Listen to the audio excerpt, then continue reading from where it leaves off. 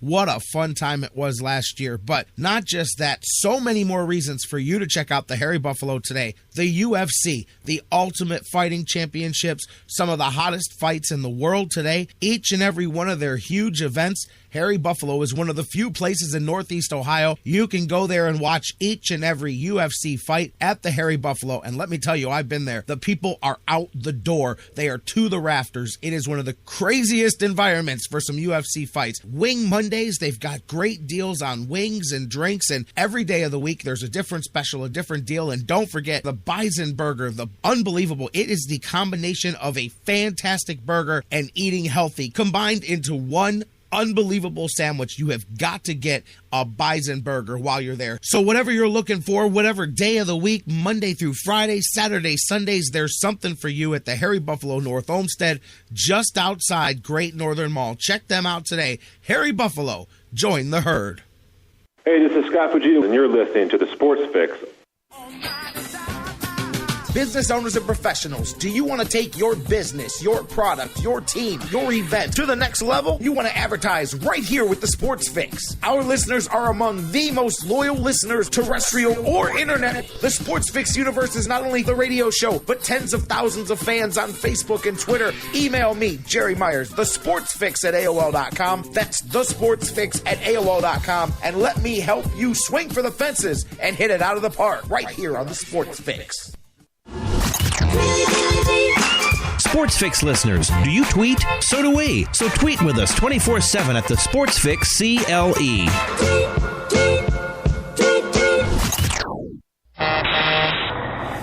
Whether it's an oil change or a new set of tires, Quick Lane at Valley Ford Truck has you covered for your automotive car care needs. They're your neighborhood quick service experts. They also offer a low price tire guarantee.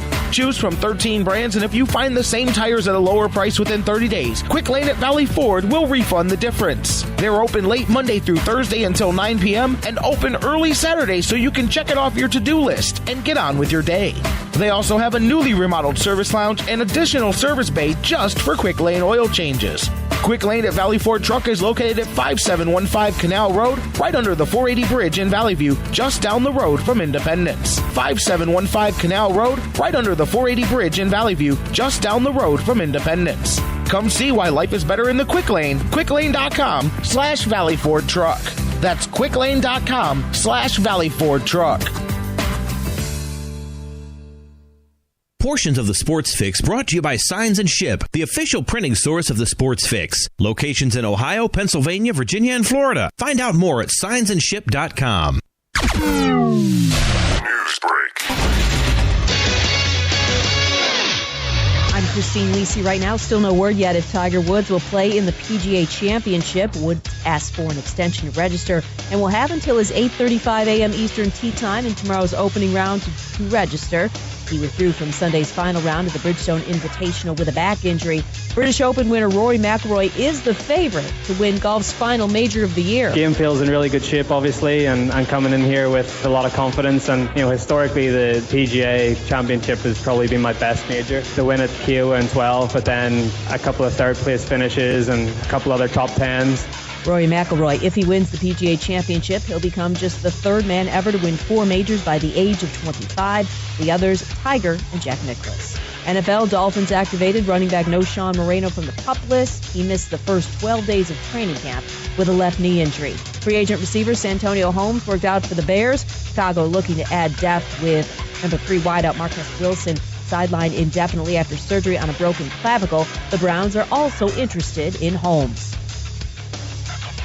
Forget the holidays. The best time of year is fantasy football season, and the most important decision is where to host your draft party. So go with the league favorite. With wall-to-wall TVs and hand-spun wings, there's no better way to kick off the season. Buffalo Wild Wings. Wings, beer, sports.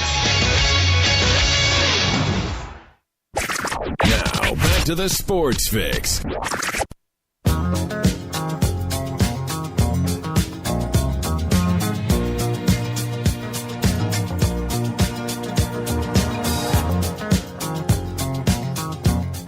Welcome back to the Sports Fix, final segment of the show here on the Sports Fix Radio Network. J-Rock back with you. A little bit of a shorter show today as we hit the middle of the week. A couple of appointments this afternoon. So, hey, man, it is what it is. We were in overtime all week last week, but still got a lot to talk about today here as we get back into the show. And the phone lines are open, 216-539-7535, the number to call, 216-539-7535. You can hit us up on Facebook and Twitter and email, facebook.com/thesportsfix.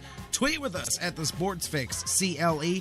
Email us, Daddy, at thesportsfix@AOL.com as we roll back into the show. Hey, didn't get into it as we left the last segment when Mike left us, but we talked a bit about Michael Bourne there, and he's higher on the or I'm higher on the trade Michael Bourne plan than he is. But going in those lines, Michael Bourne, the Indians have a plan right now. It has nothing to do with trading him. It has to do with getting him back out on the field. We didn't even talk about that in the last segment, but the Indians beginning here at AA Akron, they've got Michael Bourne going through a rehab plan. They've got kind of a little breakdown of how they want this to go. We know he's been on the DL for weeks now. Actually, he's been on the DL for just over a month. It was a month ago today, July 6th, that he went on the disabled list with that hammy. But 5 innings he's scheduled to play yesterday, 7 today, off tomorrow, 7 on Friday, 7 on Saturday, off on Sunday. Now, if he's gotten through that slate of games and innings there,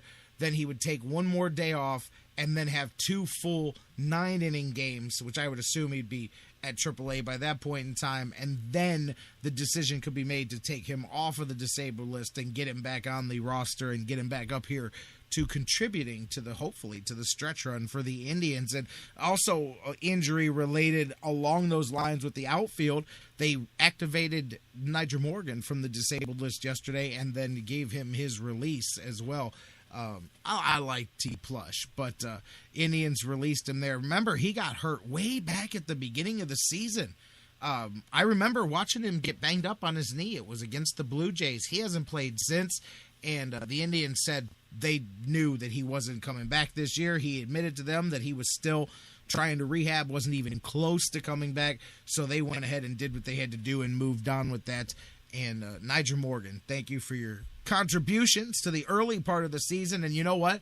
Say what you want, but if the Indians get to the playoffs there, Nyjer Morgan will be one of the 872 people who contributed to those victories and getting them to the playoffs. Remember last year they did that as well. But it's true because he had remember, early season, a couple of victories. Hey, if you win this thing by 1 or 2 games, get into the playoffs, you can thank Nyjer Morgan for that. So let's not just say good riddance.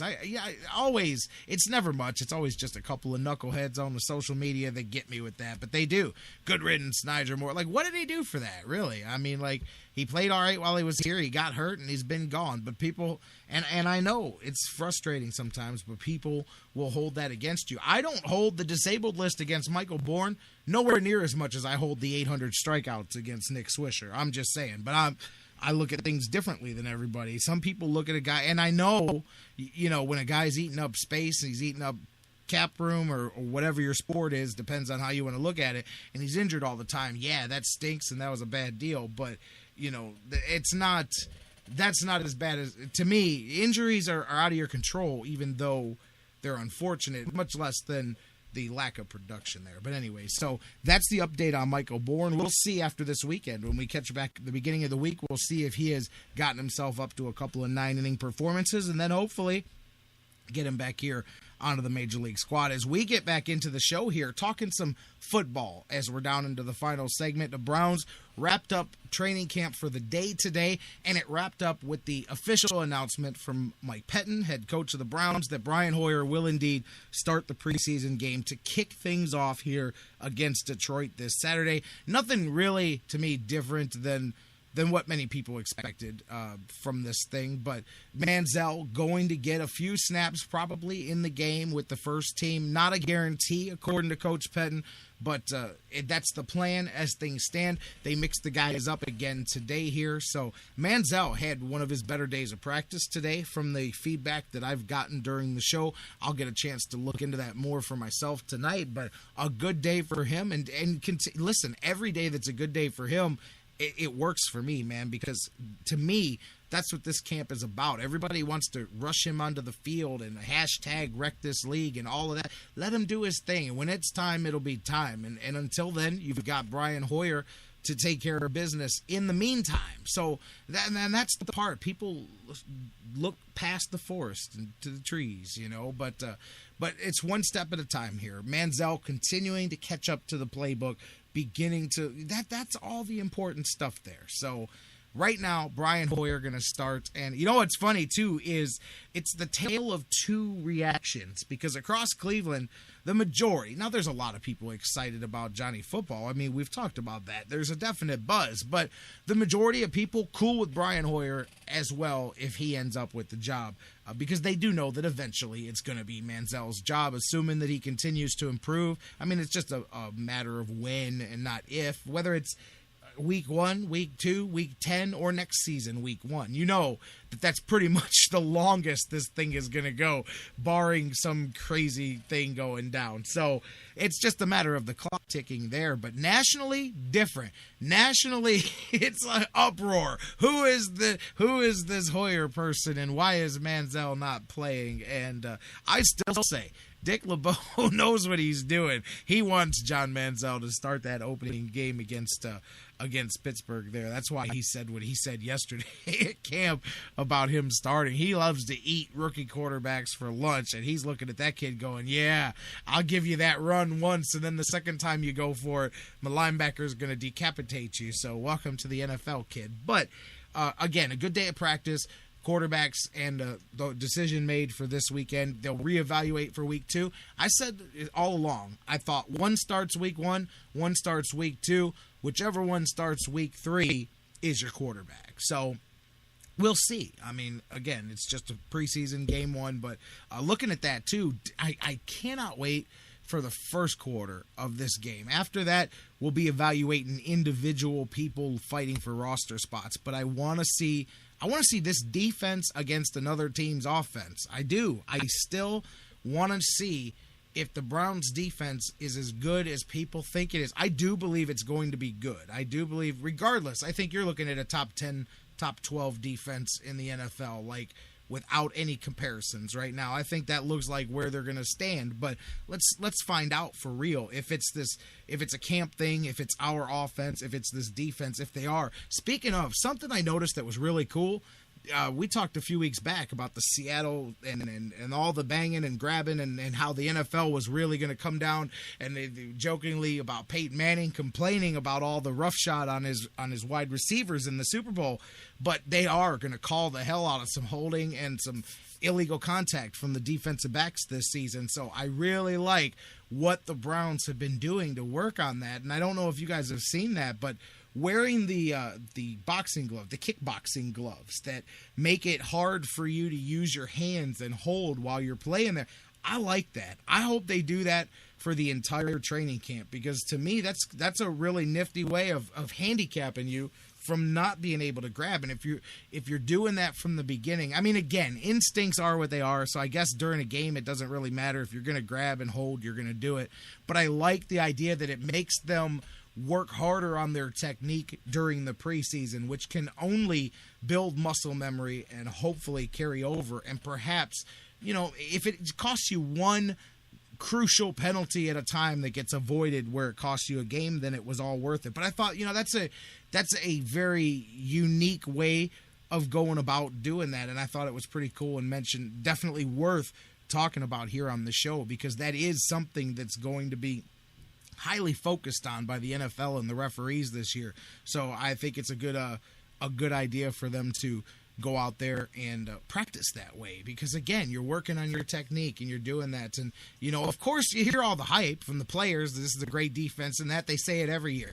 I do believe there's more teeth to it than usual, but I just can't wait to see them on the field with another team where they don't know what's coming, because that's the thing I go back to about camp. And I say this for Manziel, for Hoyer, for the defense, for the offense, for the most part, they all know what's coming, which it's a totally different game of football on defense when you know basically what play that's running or what the primary read is and all the things like that. Totally different when you line up and you go, hey, man, what are they doing? I don't know. Let's just go get them. And you go play football. So let's see. That's, I think, the most intriguing thing to me outside of watching the quarterbacks and how the offense goes. Josh Gordon, too. Coach Pettin talked a bit about his reps for the game. He's going to play. He's going to play quite a bit. Josh Gordon's going to play some with the ones. He's going to play with the twos. And I believe